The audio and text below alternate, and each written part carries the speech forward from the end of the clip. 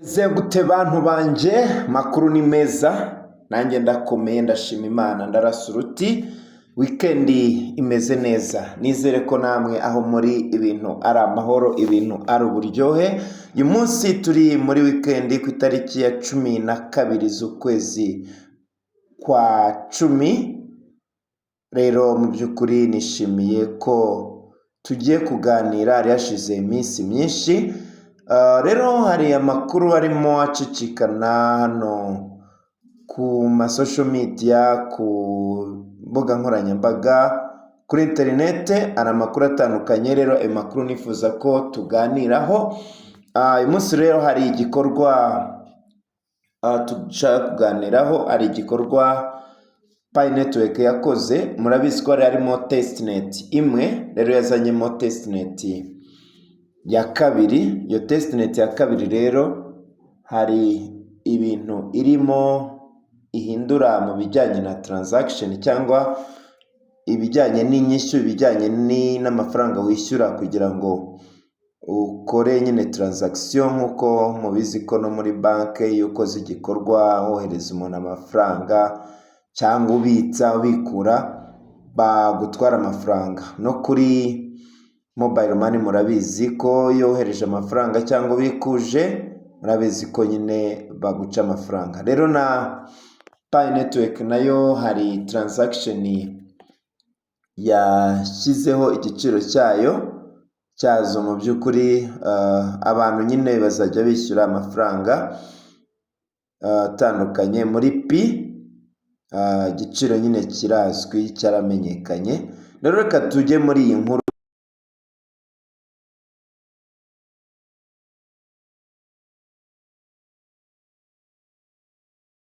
site yabo hokanews.com. Reka turebe umutwe w'iyi nkuru. Umutwe uravuga ngo Network slashes transaction fees following testnet 2 launch. Bango Network igabanyije igiciro cya transaction cyangwa cy'igikorwa bigendanye na testnet 2 yashyizwe ahagaragara cyangwa yamuritswe. Mu by'ukuri ibiciro byaragabanutse. Rero reka tujye mu nkuru turebe, ariko mbere yuko tujya mu nkuru ndagusaba ko wakora subscribe kuri no channel ya Jingo Nyemazi kugira ngo n'ubutaha utazacikanwa n'amakuru aba hari atandukanye. Rero nk'umuntu wihebeye Network ntagomba gucikwa n'amakuru ahari. Rero nagusaba gukora subscribe, ukarayikinga iyi video, byaba na ngombwa ukayisharinga ku nshuti zawe kugira ngo zimenye aya makuru. Reka twinjire mu nkuru. The recent launch testnet 2 on Network has brought significant changes. Bango imurikwa rya testnet 2, nk'abantu batumva icyongereza, testnet ni uburyo buri gukoreshwa bwo kwiga kohereza amafaranga ya kwiga kwishyura umuntu muri Rero ni uburyo bumeze gutyo. Nirijya ku isoko ntago testnet izakomeza gukoreshwa, ahubwo hazakoreshwa icyo bita mainnet. Rero nk'umuntu utari wamenya kwishyura umuntu, kwishyura mugenzi we, kwishyura ukoreshe ukoresha wallet, iki ni igihe cyo kubyiga. Bango rero iri murikwa rya testnet 2 Network yazanye impinduka zikomeye cyane. Most notably a sharp reduction in transaction fees, ndetse mu kugabanya bikomeye igiciro cya transaction. According to a report from News, transaction costs on the testnet have been dramatically lowered to just 0.000099 per. Hagendewe ku makuru ikinyamakuru cyitwa News cyatangaje, ibiciro bya transaction kuri testnet byagabanuwe bigera kuri cyangwa 0.0000099 ku gikorwa cyose ukoze. Mu by'ukuri abantu benshi mwari mubizi ko igikorwa wakoraga transaction fee yari 0.01 bingana na miliyoni 4,250 by'amanyarwanda. Ubwo nayakubye nkuye mu madolari. Ubu rero byagabanuwe bigezwa ku madolari 4, ku madolari 4 n'utundi dukeya dusagukaho. Ubwo mu manyarwanda ni 4,000. Rero murumva ko Pi Network yagabanyije igiciro cya transaction. A move aimed at making transaction not only faster but also more cost effective for the Pi community. Bango iki gikorwa ntago kigamije kwihutisha transaction gusa, ahubwo kigamije no gutuma igiciro mbese cy'igikorwa kigabanuka mu muryango wa Pi, mu bakoresha Pi. Ni amakuru rero akomeye, ni amakuru ashyushye. This fee adjustment, although currently only applied to the testnet, iki gikorwa cyangwa iki giciro nubwo cyagabanyijwe, nubwo kijyanye na testnet, is anticipated to drive substantial growth within the Pi ecosystem. Bango kigamije gukuza Pi, urusobe rwa Pi, kigamije gukuza mbese uburyo abantu bakoresha Pi, mbese abantu bakabishishikarira, abantu bakabyitabira. By reducing the costs associated with transactions, the network is expected to stimulate internal exchanges. Bango mu kugabanya iki giciro kijyanye na transaction, network cyangwa umurongo cyangwa ihuzanzira rigamije kuzamura internal exchanges. Mbese ni uburyo bujyanye no kuvunjisha mbese mu buryo bw'imbere, kuko urabona ntago rirajya ku isoko. Encouraging more frequent and seamless transactions between users. Mbese biri kugira ngo bishishikarize abantu ko bakora bino bikorwa hagati yabo, aba pioneer.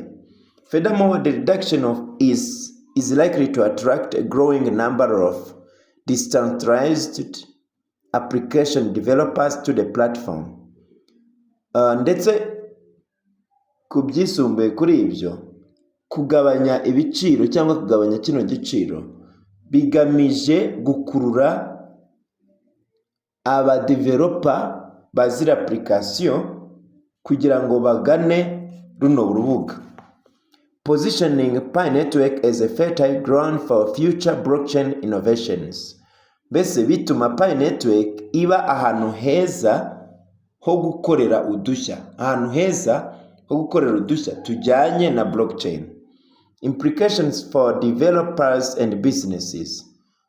Mbese ibingibi kugira ngo aba developer cyangwa abakora application babishishikarire cyangwa babizemo, ndetse n'abacuruzi. Lower transaction fees open up a wealth of opportunities. Kumanura kino giciro bifungura amahirwe y'ubutunzi, amahirwe menshi y'ubutunzi, particularly for developers creating financial applications. By'umwihariko aba developer bakabona amahirwe yo gukora application zijyanye n'ubukungu cyangwa zijyanye n'amafaranga. E-commerce platforms, imbuga zo kuri internet zijyanye n'ubucuruzi. Ibingibi no kuvuga ngo bano bantu bacuruza kuri internet nabo bafitemo amahirwe. And a range of services that could leverage Pi's blockchain technology. Ndetse na serivisi zitandukanye zigamije kuzamura technology ya blockchain Pi ikoresha. With significantly reduced costs, these platforms can now facilitate a broader array of microtransactions, something that many other existing blockchain networks have struggled to accommodate efficiently. Uku kugabanya ibiciro, izi mbuga bituma zigira amahirwe yo gukoresha transaction ntoya ndetse n'izindi blockchain cyangwa n'ayandi ma crypto. Murabizi ko crypto zikoresha blockchain nazo kugira ngo zisange hano hantu, kugira ngo zigane Pi network, kugira ngo bijye bikorana. This shift could prove especially beneficial for sectors that rely on high transaction volumes but operate with smaller margins, such as mobile gaming, online content platforms, and small-scale peer-to-peer payments. Mbese uku guhindura iki giciro bifitiye inyungu ku nzego zitandukanye zigamije cyangwa ziringiye gukoresha transaction nyinshi ariko zikorera mu buryo abantu wenda bafata ko ari uburyo butahambaye cyane, nk'urugero gukina game kuri telefone, mbese nk'imbuga zo kuri internet zikoresha ibintu bitandukanye zishyira content, ndetse n'uburyo bwo kwishyurana umuntu ku muntu. By reducing barriers to entry, Pi network may emerge as the go-to platform for developers seeking a low-cost, scalable solution for their projects. Mbese uku gukuraho amananiza cyangwa gukuraho umupaka kugira ngo abantu binjire Pi network yahita iba urubuga abantu bifuza kugana, mbese abo bantu baba developer kugira ngo bakoreshe igiciro gikeya kandi kugira ngo babone umuti wo gukemura ibibazo biri mu project yabo. This could ultimately foster an ecosystem rich in innovation. Mbese ibi bintu byatuma ecosystem cyangwa urusobe rw'iriya mishinga izakorana na Pi igira imbaraga mu gukora udushya, driven by the combined efforts of developers, users and enterprises. Mbese bikaba bitewe no gushyira hamwe imbaraga kw'abadeveloper ni abantu bakora application, users abakoresha Pi network, and enterprises cyangwa n'imishinga cyangwa n'ibigo bitandukanye. Mu by'ukuri murumva ko ahantu harimo amahirwe akomeye as Pi network continues to evolve. Nk'uko Pi network ikomeza gutera imbere, the move to lower transaction fees underscores its commitment to building a blockchain platform that prioritizes both technical efficiency and economical accessibility. Iki gikorwa cyo kumanura kino giciro gifite gahunda yo kubaka blockchain ituma ibintu bijyanye n'ikoranabuhanga byihuse biba nyambere cyangwa biba ku mwanya wa mbere, ndetse no kubona ubutunzi cyangwa gukora ku ifaranga nabyo bikihutishwa. This approach is vital as the cryptocurrency market becomes increasingly competitive. Mbese ubu buryo bubaye uburyo bwiza kubera ko cryptocurrency cyangwa amafaranga y'ikoranabuhanga ari kugenda ahinduka, mbese ihiganwa rikomeye, mbese harimo guhiganwa bikomeye cyane, harimo guharanira kugera ku ntsinzi cyane, with users and developers alike seeking platforms that offer tangible benefits beyond speculative trading. Abakoresha amafaranga y'ikoranabuhanga cyangwa abadeveloper bashaka imbuga zitanga inyungu zirenze ibijyanye no gucuruza cyangwa ibijyanye no kuvunjisha, gucuruza amakiripito. The reduction in fees could accelerate the broader adoption of Pi coin. Vango uku kumanura kino giciro, kumanura aya mafaranga bizihutisha uburyo ifaranga rya Pi rikoreshwa. Abantu bazahita barigana kubera kino gikorwa, particularly as the network moves closer to its open network phase. Ndetse by'umwihariko nk'uko Pi network irimo igana kuri open mainnet cyangwa open network, byose ni kimwe, with Pi coin poised to become a widely used cryptocurrency. Nk'uko Pi cyangwa Pi ishaka kuba ifaranga rikoreshwa n'abantu benshi, this free deduction may well position it as an attractive option for everyday transactions. Bango iki gikorwa cyo kumanura kino giciro cyatuma biyishyira ku mwanya mwiza w'abantu bakora transaction za buri munsi, cyane cyane in regions where traditional banking services are limited or expensive, cyane cyane mu bice cyangwa mu turere aho bagikoresha amabanke, serivisi za banke, aho izo serivisi zigifite umupaka cyangwa ari nkene kandi cyangwa zikaba zinahenze. Additionally, Pi networks focus on minimizing costs could strengthen its position in markets where microtransactions are crucial. Kandi byisumbuyeho, Pi network mu kugabanya kino giciro bishobora gutuma yishyira ku mwanya mwiza w'isoko, aho ibikorwa bitoya, transaction ntoya ari ingenzi, ari ikintu cy'ingenzi. By offering a reliable and inexpensive platform for transactions, Pi could appeal for individuals and businesses alike. Bese mu kugabanya ano mafaranga biri gutuma Pi iba iyo kwizerwa kandi iba urubuga rudahenze mu gukora ibikorwa byo koherezanya amafaranga cyangwa kwishyura.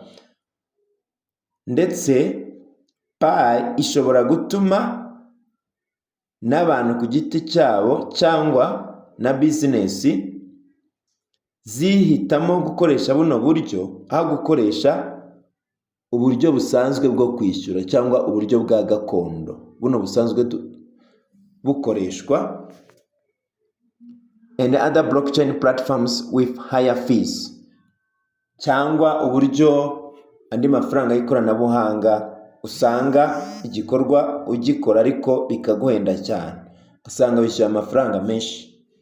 The future of Pi network, ahazaza ha Pi network. While the fee reduction is a promising development, it is only one piece of Pi network's broader strategy.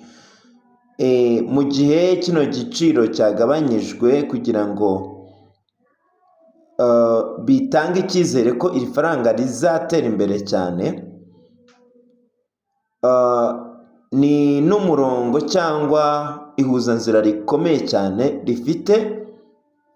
rifite umwanya munini cyangwa rikoreshwa na benshi. The network continues to work on developing its blockchain and expanding its user base.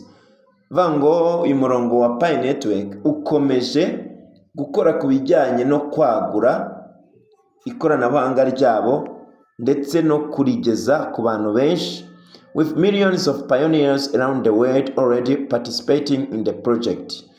Aho amamiliyoni y'abapayaniya benshi ku isi bakomeje kwitabira cyangwa kugira uruhare muri uno mushinga. As the network progresses, further updates and enhancements are expected.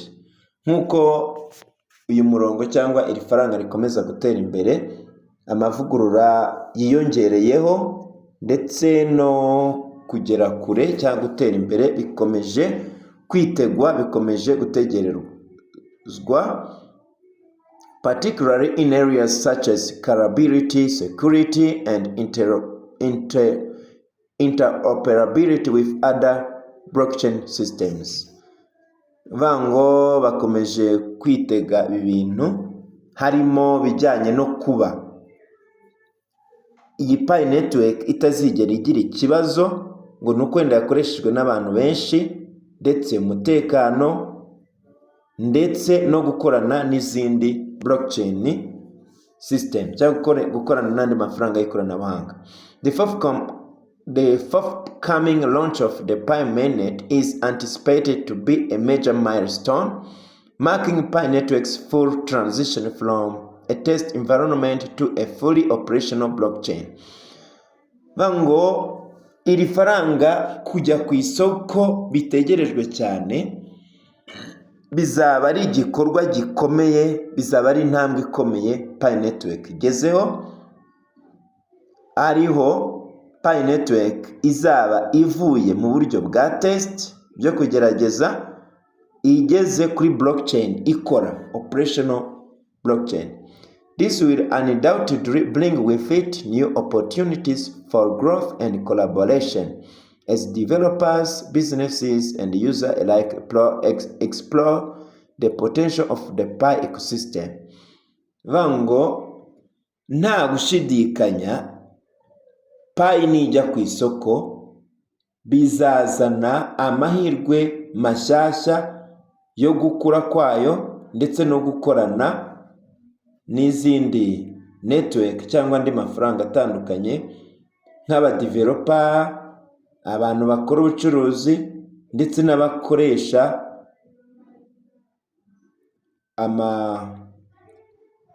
Pi network, abakoresha Pi network, Pi ecosystem muri rusange. Rero hari amahirwe menshi cyane. In the meantime, hagati aho, the reduction in transaction fees on testnet to service as a clear indicator for the project's commitment to creating a blockchain network that is accessible, efficient, and ready to meet the demands of a growing global community. Hagati aho iki gikorwa cyo kugabanya kino giciro kuri testnet ya kabiri bitumye abantu babona ko Pi ari umushinga uhamye kandi wiyemeje gukora ikoranabuhanga rigerwaho n'abantu benshi, ryihuta kandi ryiteguye gukemura ibibazo by'abantu bose bafite muri blockchain cyangwa bafite muri rusange. Rero iyi niyo nkuru ihari twarimo tureba, kandi niba wifuza kumayininga wakoresha n'ubundi username yanjye ukajya kuri Play Store ukadownloadinga application ya Pi network, warangiza nka invitation code ugashyiraho agasobanuro hejuru rimwe. Rero murakoze cyane, ayo niyo makuru nari nifuje ko twaganiraho muri kano kanya. Mukomeze mugubwe neza kandi mwishimire ibyiza Pi network iri kugenda itugezaho. Uyu rero yari Jingo Nyemazi. Murakoze, Imana ibaho umugisha mwinshi. Murakoze cyane.